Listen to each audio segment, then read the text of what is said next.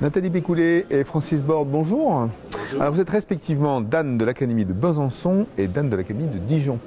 Alors on va parler complémentarité, puisqu'en fait, dans ce grand mouvement numérique qui nous anime au niveau national, vous êtes donc deux Dan qui sommes dans la région de Bourgogne-Franche-Comté, et vous travaillez ensemble. Alors on est à l'UNA, pourtant c'est quand même, on est à Dijon. Alors c'est Dijon qui a commencé. Alors, effectivement, on est à l'Université numérique d'Automne. Nous sommes effectivement aujourd'hui au Palais des Congrès de Dijon sur un événement qui existe déjà depuis plusieurs années. Et pour autant, c'est un événement région académique puisque on pense à l'ensemble du territoire. Donc il y a cette année des élèves, des collégiens, des lycéens des deux académies, les SP des deux académies. La directrice de l'ESP disait que ce matin 200 étudiants étaient venus notamment pour participer au hackathon. Simplement, une diversité d'acteurs. Nous avons une problématique commune, des sujets, on est vraiment en mode projet et pour le coup on se réunit sur ce territoire-là, mais en février ça sera sur le forum des usages numériques sur les ruralités plutôt côté Vesoul. Donc effectivement vous parliez de complémentarité, ce sont les projets qui nous rassemblent, quel que soit l'endroit finalement où ils se déroulent sur le territoire. Alors Francis, les territoires sont à peu près identiques hein, dans la ruralité, urbanité. Il y en a un qui est plus gros que l'autre, c'est vraiment équilibré. Quoi. Tout à fait, on a des territoires qui, en termes de superficie, de géographie, se ressemblent beaucoup. En termes de densité, en termes de ruralité, en termes de pôle urbain. Je pense que si on calquait les deux cartes et qu'on les superpose, on retrouverait à peu près les mêmes éléments, à peu près aux mêmes endroits. Donc on a des problématiques communes. Par contre, on a des organisations à la DAN, mais aussi dans les services de formation qui sont différentes. Et l'idée, c'est de jouer sur ces complémentarités-là, puisqu'on a les mêmes objectifs, on a les mêmes problématiques, et on les a pas forcément, on n'a pas forcément mis en œuvre des solutions de la même manière. Et le fait de se rencontrer et de travailler ensemble, ça enrichit notre réflexion et ça nous permet d'avancer peut-être plus vite que si on travaillait tout seul de l'autre côté. Alors ce que je vous propose, on a une feuille de route commune, mais est-ce que vous pouvez me trouver chacun une spécificité dans votre académie? Alors, en termes de spécificité, que tu penses? Alors, spécificité, je vais parler pour Besançon, puis Nathalie parlera pour Dijon. Mais une spécificité, on est en train de travailler avec la région, les départements et aussi les communes sur le renouvellement des ENT qui portent le territoire, et comme objectif d'avoir un ENT un nouveau marché à tous les territoires. Alors il y a une spécificité, je trouve, côté Académie de Besançon, c'est le territoire de Belfort, qui est un tout petit territoire. Alors c'est pas une critique, et donc qui a construit une politique du numérique avec la DAN, avec le rectorat de Besançon un peu particulière, dans le sens où ils ont peu d'établissements, peu de collèges, peu de lycées, peu d'écoles, et donc ils ont pu envisager une politique du numérique qui va du premier degré au lycée, et que nous, côté Dijon, on a un peu de mal à mettre en œuvre du fait d'une géographie un peu particulière où les établissements sont très espacés sur le territoire. Et donc là, pour nous, côté Dijon, moi je regarde ça d'un œil très intéressé parce que ça permet d'avoir un retour sur une expérimentation sur un territoire un peu plus dense que ceux qu'on a habituellement, fort intéressante. Alors, du coup, ces spécificités dans l'émergence d'une histoire, par exemple d'environnement numérique de travail différentes, conduisent quand même à de la complémentarité, puisque maintenant on est dans un projet d'espace numérique de travail région académique, de la maternelle au supérieur, piloté par la région, mais copiloté, porté par les 8 départements de la région académique, les deux DAN, une association des collectivités du premier degré dans le cadre du marché. Et donc là, finalement, de nos particularités, on arrive, toujours par le mode projet, à avoir des axes structurants qui irriguent l'ensemble du territoire. Donc ça aussi, c'est peut-être une de nos spécificités, c'est que les projets, finalement, rassemblent beaucoup donne cette colonne vertébrale à notre territoire. Vous avez la même vision de l'ENT, de l'approche dans chaque académie? Parce qu'en fait, c'est ce qui n'est pas le cas dans d'autres territoires, hein, où historiquement il y avait deux solutions, deux approches différentes, où maintenant il faut travailler ensemble. Vous avez la chance visiblement d'être convergents sur ça? Oui, tout à fait.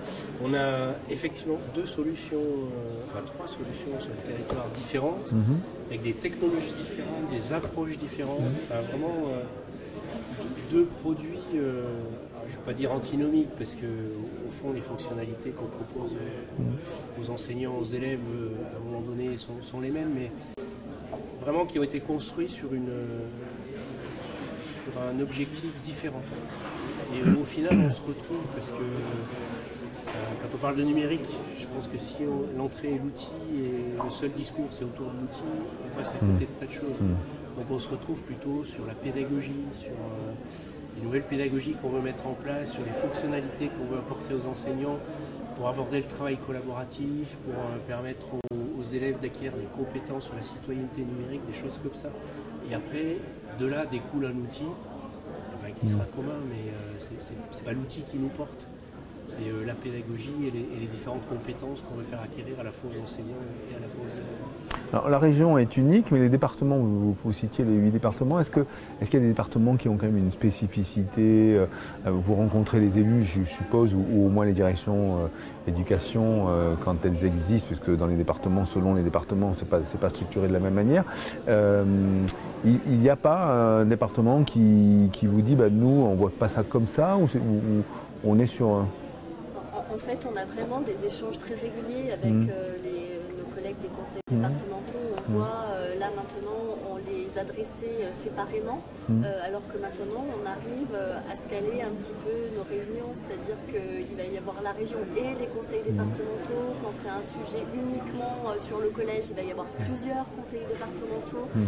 Et en fait, le travail préalable dans le cadre du déploiement du plan numérique éducatif nous a tellement mis en proximité des collectivités territoriales finalement que maintenant on a une connivence d'intérêt puisque eux travaillent à l'éducation, nous également du point de vue numérique et du coup on se retrouve vraiment sur des entrées qui fait qu'on va débattre, on va échanger avec des arguments contradictoires et pour autant finalement je pense aussi à l'agriculture, au ministère de l'Agriculture qui est aussi avec nous dans le cadre de l'espace numérique de travail régional.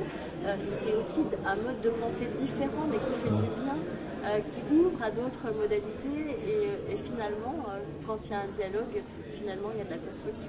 Vous parliez tout à l'heure, je ne sais pas qui parlait d'une association de communes. C'est dans toute la région ou pas? Non? Association de communes. Pour gérer la problématique de l'espace numérique de travail dans le premier degré, vous avez en face de vous avez qui? Soit des communes, soit des communautés de communes. Mais il n'y a pas d'association On a dans les instances notamment des plans ENIR, des écoles numériques innovantes et ruralité, à mettre en place un dispositif de gouvernance avec les associations de maires, que ce soit les maires ruraux ou les autres. Alors, c'est en train de s'initier, donc pour l'instant, autant sur les collèges, les conseils départementaux, les lycées, le conseil régional, de par les plans, de par les projets qu'on a menés, les rapports sont plutôt de confiance et relativement réguliers, autant avec les communes et les communautés de communes. On initie un travail, alors ça ne veut pas dire qu'il n'y a aucun travail de fait sur le territoire, mais qui pour l'instant était plutôt du fait des e-run, des UN numériques. Et pour nous, Dan, on était un peu plus éloigné de ça. Donc, il n'y a jamais eu d'opération GIP ou... parce que en Aveyron ça existe, dans les Landes ça existe, à l'échelle départementale. Donc après il suffit d'élargir, quand la région grandit, on élargit. Là vous n'avez pas, ni l'un ni l'autre de... D'accord. On a des commissions, des comités d'usage. Mais pas d'instance bien identifiée. Ça c'est compliqué pour travailler dans le premier degré, ça c'est toujours compliqué. Oui, c'est un des objets c'est dans l'axe 2 de la feuille de route qu'on a, feuille de route du numérique éducatif qui est commune à la région académique, aux 2 DEN. Et du coup c'est dans notre axe stratégique 2 que cet élément apparaît, donc on y travaille. D'accord. Jusqu'à présent, vous aviez eu 2 parcours différents, de chemins différents. Les recteurs avaient défini des objectifs différents, ou ça a toujours été en parallèle, le ministère a décidé d'une feuille de route et on l'applique, ou est-ce qu'il y avait des spécificités? Il n'y a pas eu, non, il n'y a pas eu quelque chose de très descendant comme ça. Bon, on a la chance de bien connaître chacun de nous notre territoire. Du coup, naturellement, on est en proximité, donc on échange. Et puis, on s'entraide, donc c'est déjà venu de ça, de relations humaines qui sont plutôt très agréables dans un cadre professionnel où il y a du soutien, quoi. Il y a tellement de travail que sur un sujet sur lequel un des deux a travaillé, il y a un vrai bénéfice à mutualiser. Et puis du coup, il y a eu un accompagnement par le biais d'une AMO extérieure pour savoir comment on pouvait définir ces axes en commun. Donc cette AMO nous a accompagnés, a été notre appui. Et du coup, ce qui a donné d'ailleurs naissance et qui nous a permis de rédiger cette feuille de route du numérique éducatif, qui a quand même pour particularité de ne pas faire travailler que les 2 DAN ensemble, mais qui fait travailler, qui met autour de la table l'ensemble des acteurs de l'écosystème. Sur la formation, il y a la DIFOR, mais il y a les inspecteurs premier degré, second degré, il y a les élus, certains représentants de parents, d'élèves. Donc à chaque sujet, à chaque axe programmatique de notre feuille de route, on a une table finalement de grande famille numérique qui inclut aussi les startups de l'éducation, d'autres acteurs qui ne sont pas forcément au sein de nos 2 académies.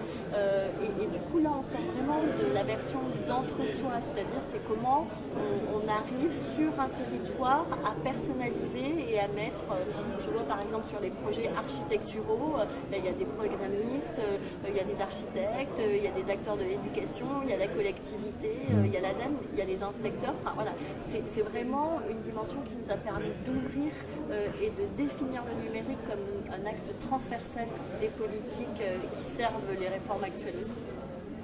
Vous parliez d'écosystème économique autour des entreprises. Il y a des clusters dans votre région? Alors il y a des clusters et puis on a... C'est édition, Enfin si, il y a le... Comment il s'appelle School, hein, c'est chez vous, School. Oui, alors qui n'est pas un cluster là. Mais enfin voilà, c'est un constructeur, voilà. C'est parti aussi. Alors ce qu'on essaie d'investir, nous par contre, c'est les groupes de travail dans les collectivités qui parlent du numérique et qui parlent de la filière du numérique. Et pour le coup, on a une instance qui s'appelle le CAPECO, auquel on participe tous les deux et qui a mis au centre le sujet du numérique et sur toutes ses composantes. C'est-à-dire que ça ne restreint pas juste à un enjeu économique du numérique. C'est-à-dire derrière, ils se sont posés des questions en se disant, derrière il y a des métiers, donc il y a de la formation. Il y a la formation professionnelle, mais aussi il y a la formation des citoyens, des élèves. Comment on va irriguer le territoire autour du numérique à travers des entreprises, à travers de la formation, au travers aussi, puisqu'il y a un gros plan de la région, des tiers-lieux.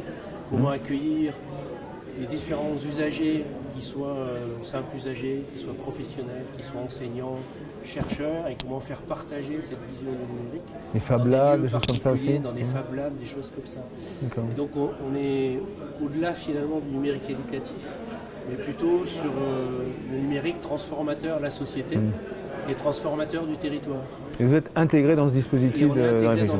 C'est bien. Et on a voix au chapitre autant que les représentants des entreprises, les représentants de l'État, de la région, des départements. Il y a un plan THD chez vous aussi, où la région a mis un backbone, il y a tout ça, quoi. Tous les établissements, on ne l'a pas dit, mais ils sont connectés à la fibre optique. Ils sont pas tous connectés puisque le plan est en cours de déploiement. Non, mais il y a une... on peut reconnaître qu'il y a une vraie volonté des collectivités d'aller vers le très haut débit, que ce soit les régions ou les départements, et qui font un travail énorme. Ils sont en train de connecter. Alors c'est vrai qu'on avait un peu de retard sur certains territoires, mais moi je trouve qu'ils avancent à une vitesse phénoménale. Il y a un enjeu pour nous. On a 2 territoires plutôt ruraux, donc si on n'irrigue pas, on ne maille pas le territoire, à la fois par la technologie, mais aussi par les êtres humains qu'on est. Oui, la culture, bien sûr, ce que vous disiez. L'échange, on va avoir des territoires qui vont mourir. Pourtant, c'est la vision qu'on vient chez vous, on se dit, oui, ils sont riches. Parce que quand on voit certaines entreprises, et puis bon, ne serait-ce que l'architecture, c'est quand même une région riche. Non, je veux dire, bon, il y a pire quand même, entre nous, non? Oui, c'est vrai. On a des devoirs à rendre heureux. Mais Ouais. pour reprendre l'exemple des Fab Labs des tiers-lieux, le travail qui a été conduit avec la région, donc on a une cartographie de tous nos Fab Labs Dans les lycées, notamment, Alors, oui, je alors suppose. justement, Ouais. dans- Ils sont en liaison déjà, avec. voilà, c'est Ils sont ça, ouverts dans les au espaces reste du locaux. monde. Du coup, c'est une fois qu'ils étaient cartographiés, comment on permet à nos élèves d'identifier ces Fab Labs et à nos professeurs d'accompagner les élèves dans ces Fab Labs. Et inversement, maintenant qu'on crée des Fab Labs dans les lycées professionnels, par exemple, comment on ouvre ces Fab Labs en complémentarité à la population qui est éloignée du numérique. Donc là, il y a vraiment un aller-retour gagnant-gagnant, ou avec du Fab Lab extérieur qui accueille la population scolaire et des Fab Labs à l'intérieur des établissements qui vont avoir un rôle vraiment compris au niveau démocratique, quoi. Comment on accueille social, comment on accueille les personnes de l'extérieur qui ne sont pas des geeks du tout, mais qui ont besoin aussi de ces espaces-là. Donc là, c'est vraiment des logiques où cette mise en synergie fait que chaque fois qu'on peut rajouter un Fab Lab, eh bien, c'est que sur un espace donné, il y avait des besoins identifiés. Voilà un exemple. Donc une belle intelligence dans cette région. Bon, en tout cas, on se On régale. espère. On espère. Si c'est votre vision, On l'apprend. Oui, c'est pas toujours le cas. Et on l'apprend. Entendu. Merci Francis et Nathalie. Merci Merci beaucoup.